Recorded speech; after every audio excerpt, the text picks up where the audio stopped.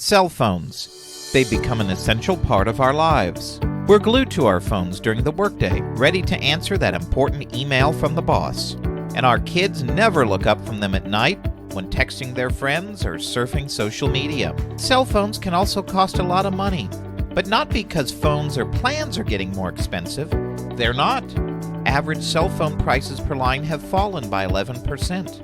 As the new Pacific Research Institute study Nickel and Dime shows, government nickel and dimes Californians with all sorts of different fees on our cell phones. When you buy a phone, you have to pay sales tax on the full value of the phone, not the actual price you pay for the phone like we do for everything else we buy. Every month when we get our cell phone bills, we're paying 911 fees and various fees to subsidize phone service for the poor, high-speed internet service for schools and rural communities, and phone service for the deaf.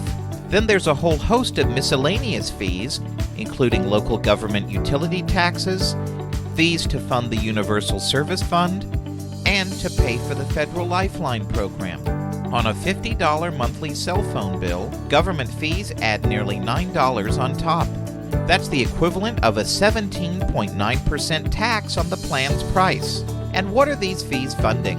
Underutilized programs like the Lifeline program for low-income households that is taken advantage of by only 40% of eligible households.